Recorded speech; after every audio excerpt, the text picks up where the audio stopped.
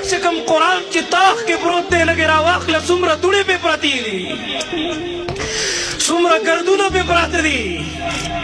دغه ګردونه زموږ په زړونو باندې پراته دي د دنیا مینې داسې لیوني کړو ګناه راته ګناه نه ښکاري غیبت راته ګناه نه ښکاري بدنظرۍ ته څوک ګناه نه وایي سود ته څوک ګناه نه وایي بې حیایي ته څوک ګناه نه وایي